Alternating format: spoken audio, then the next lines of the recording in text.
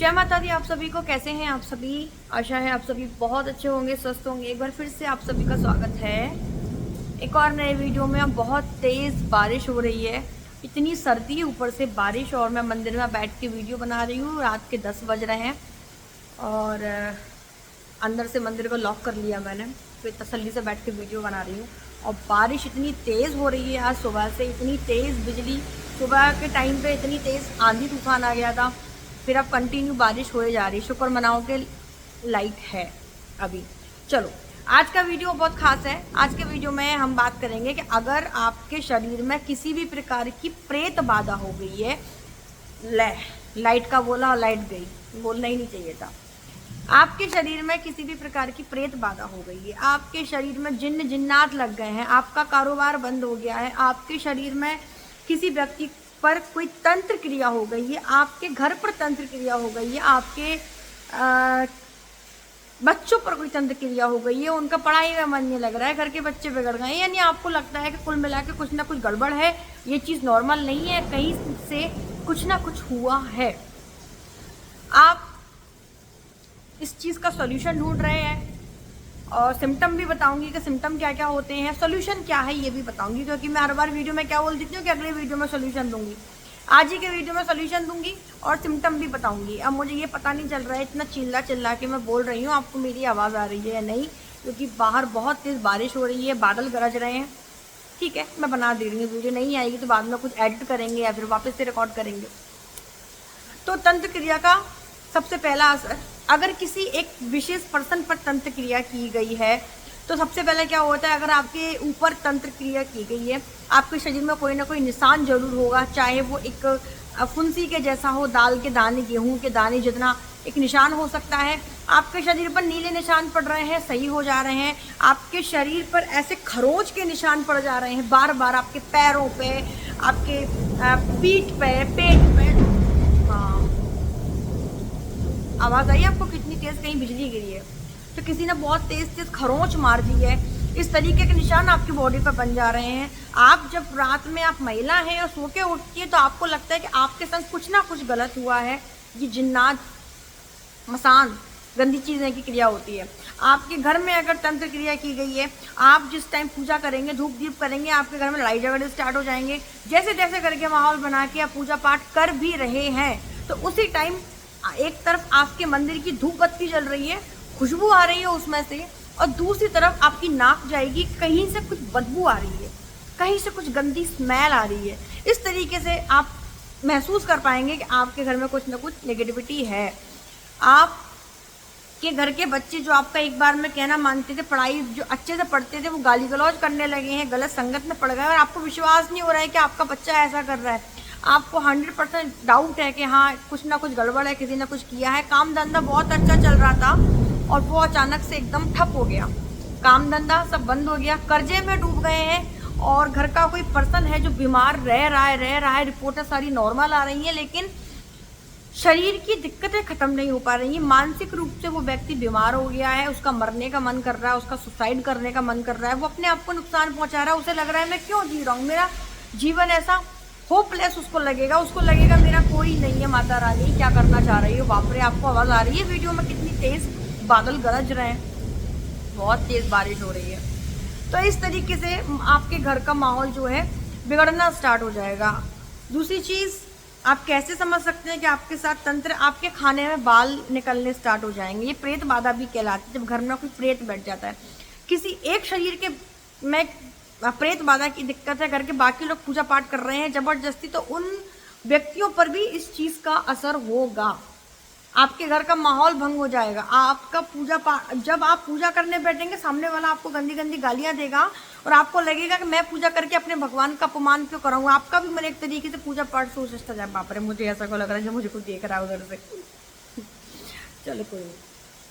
तो इस तरीके से आप ये जान सकते हैं कि आपके घर में तंत्र क्रिया हुई है, आपके ऊपर तंत्र क्रिया हुई है या आपके बच्चों के ऊपर तंत्र क्रिया हुई है। अब इसका सॉल्यूशन क्या है? देखो, एक तो वो होता है कि आप किसी भगत के पास चले जाएं, आप किसी दरबार में चले जाएं। एक तो क्या है, लाइट चली गई है, बाहर एकदम घनघोर अंधेरा हो रहा है, एकदम से बिजली चमकती है ना, तो मंदिर के पिलर, पेड़ पौधे एकदम अजीब तरीके से दिखने लगते हैं। तो बार बार मेरा ध्यान उसी तरफ जा रहा है। खैर छोड़ो, क्या बात कर रहे थे हम? हाँ, एक सॉल्यूशन ये होता है कि आप किसी अच्छे दरबार में जाएं, वहाँ से अपना संकट कटवाएं। और पता है आपके ऊपर तंत्र क्रिया क्यों काम कर जाती है, आपके घर में प्रेत बाधा क्यों हो जाती है? क्योंकि आज का इंसान इतना मॉडर्न हो गया है, वो अपनी कुल देवी को नहीं जानता, वो अपने कुल देवता को नहीं जानता, वो अपने घर के पितरों को नहीं पूछता। आप अपने घर के पितरों को नहीं पूजेंगे, आप अपनी कुल देवी को नहीं पूजेंगे, तो वो आपके घर में तंत्र बाधा का असर हो जाएगा। कुल देवी जो होती है हमारे पूरे कुल की रक्षा करती है, हमारे पूरे कुल खानदान को बचाती है, एकता लेके आती है, समृद्धि लेके आती है। पितर जो होते हैं हमारे घर के बॉडी गार्ड होते हैं, वो घर के बाहर, जैसे घर का बुजुर्ग रहता है ना, घर के बाहर खटिया डाल के बैठता है, घर के बाहर कुर्सी डाल के डंडा लेके बैठता है, लाठी लेके बैठता है कि कोई भी अपरिचित, कोई भी गलत चीज को वो घर के अंदर नहीं घुसने देते बुजुर्ग लोग, है ना। इसी प्रकार हमारे घर के पितर होते हैं, ये घर के बॉडी गार्ड होते हैं, पूरे घर को प्रोटेक्ट करके चलते हैं। जब आप इनका भोग नहीं देते, आप इनकी पूजा पाठ नहीं करते परिवार में रह के, तो फिर ये आपके लिए काम नहीं करते भी, है ना। तो जब आप किसी को सैलरी नहीं देंगे, जैसे आपके घर में कोई बॉडी गार्ड लगा हुआ है, आप उसको सैलरी नहीं देंगे तो वो आपके लिए काम क्यों करेंगे भाई? आप उन पितरों को खाना पीना नहीं देंगे, उनको प्रणाम नहीं करेंगे, तो वो आपके घर की रक्षा नहीं करेंगे, वो किसी भी तंत्र को आपके घर में एंटर होने देंगे। सबसे पहले तंत्र से बचना चाहते हो, अपने घर के कुल देवी देवता को जरूर पूजें, अपने घर के पितरों को जरूर पूजें, और अपने इष्ट और अपने गुरु पर बिल्कुल अपार निष्ठा होनी चाहिए, विश्वास होना चाहिए, कभी कोई तंत्र आपके घर में एंटर नहीं करेगा। अब हो गया है तंत्र, तो पहली चीज किसी भगत के पास जाएं, वो एक बार में आपको तंत्र मंत्र काट देगा। लेकिन आज के टाइम पर सही भगत मिलना बहुत मुश्किल है। भगत बहुत हैं यूट्यूब पे आजकल, अच्छी वीडियो से ज़्यादा दरबार वालों की वीडियो है। एक पर एक आपको दरबार लगाने वाले लोग मिल जाएंगे, जिनके खुद के घर में महाभारत चल रही है, वो दूसरों को सॉल्यूशन दे रहे हैं, समाधान दे रहे हैं, है ना। यूट्यूब पे बहुत ऐसे लोग हैं जो दरबार लगा रहे हैं। मैं किसी के बारे में कुछ नहीं बोली भैया, मुझे किसी की उसमें नहीं पढ़ना। तो बहुत लोग हैं दरबार लगाने वाले, लेकिन जो रियल साधक होते हैं वो अलग ही दिख जाते हैं। आप किसी ऐसे व्यक्ति के कांटेक्ट में हैं, अब वहाँ जाके अपना संकट कटवा लें। नहीं तो मैं आपको एक ऐसी चीज़ बताने वाली हूँ कि आपको कुछ नहीं करना, बस उसका एक पार्ट सुबह करना है, एक पार्ट शाम को करना है, संकल्प लेके करना है, संकल्प लेके करना है। इसका नाम है देवी विपरीत प्रत्यांगरा स्तोत्र। प्रत्यांगरा माँ, जिनका शरीर स्त्री का है, मुख भगवान नरसिंह के जैसा है, भगवान नरसिंह की शक्ति नारसिंगी देवी प्रत्यांगरा, और जिनका जो स्त्रोत है विपरीत प्रत्यांगरा। विपरीत प्रत्यांगरा यानी कि अगर आपके ऊपर किसी व्यक्ति ने तंत्र मंत्र कर दिया है, अगर आप उसका संकल्प लेके विधि विधान से उसका पाठ कर देते हैं, उसको अपने घर में सुबह शाम चलाते हैं, तो जिस व्यक्ति ने भी आपके परिवार में तंत्र किया है, जिस व्यक्ति ने भी आपके बच्चों पर तंत्र किया है, कारोबार पर तंत्र किया है, उसका उसी तंत्र का उस व्यक्ति पर पलटवार हो जाएगा। बशर्ते आपका विश्वास नहीं डगमगाना चाहिए, विश्वास पूरा हो। विपरीत प्रत्यांगरा स्तोत्र, बार बार बोल रही हूँ, विपरीत प्रत्यांगरा स्तोत्र। संकल्प कैसे लेते हैं आपको बता रखा है। दाएं हाथ में जल पुष्प अक्षत लेके अपना नाम, अपने पिता का नाम, अपने पति का नाम लेना है। आप जहाँ रहते हैं पूरा एड्रेस बोलना है, अपना वार्ड नंबर ये, कॉलोनी ये, फ्लैट नंबर ये, जिला ये, स्टेट ये, सब कुछ बोलने। जैसे प्रॉपर आप किसी को पोस्ट ऑफिस से कुछ सामान भेजते हैं ना, या फिर आप फ्लिपकार्ट पे कुछ ऑर्डर करते हैं तो पूरा एड्रेस डालते हैं कि नहीं, कि व्यक्ति आपके पास पहुंच सके।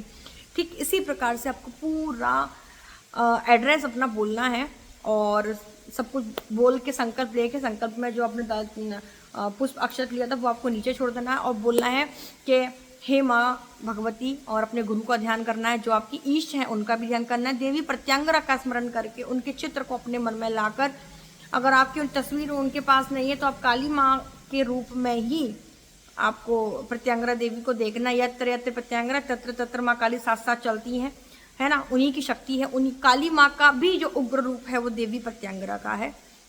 देवी प्रत्यांगरा मैं ऐसा नहीं, मैंने खुद देवी प्रत्यांगरा स्तोत्र का चमत्कार अपनी लाइफ में अपनी आंखों से देखा है। मैंने खुद ने देवी प्रत्यांगरा स्तोत्र का पाठ किया है संकल्प लेके, और बहुत पावरफुल है, बहुत, मतलब अ से लेके ज्ञा तक वर्णमाला जो होती है, अ से लेके ज्ञा तक पूरे बीज मंत्र हैं। अब हमारे एक काली माँ का बीज मंत्र क्लीम कितना पावरफुल है। नवान मंत्र एम ह्रीम क्लीम, 3 बीज मंत्र कितना पावरफुल है वो नवान मंत्र। और जब किसी स्तोत्र में अ से लेके ज्ञा तक के बीज मंत्र, सारी वर्णमाला के बीज मंत्र आ जाए, सोचो वो स्तोत्र कितना पावरफुल होगा। संकल्प ले लाएं कि आज से हम रोज सुबह और शाम एक एक पाठ देवी विपरीत प्रत्यांगरा स्तोत्र का पाठ करेंगे। और हे माँ प्रत्यांगरा, हमारे घर में ये समस्या है, आप इसका समाधान करो, आप कृपा करो, आपके स्तोत्र के उच्चारण में हमसे जो भी गलती हो देवी माँ हमको आप अपना बच्चा समझकर क्षमा कर देना। अपनी समस्त मन के भाव उनके सामने रख देना। अपनी परेशानी देवी प्रत्यांगरा माँ ही है, भले ही उग्र रूप है लेकिन माँ है।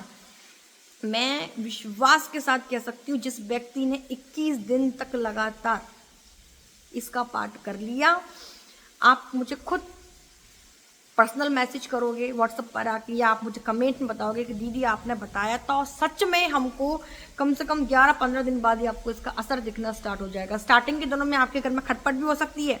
अगर आपके घर में नेगेटिविटी है, देवी प्रत्यांगरा स्तोत्र का जब आप पाठ करना चालू करेंगे तो आपके घर में खटपट भी हो सकती है, लेकिन आपका संकल्प नहीं टूटना चाहिए।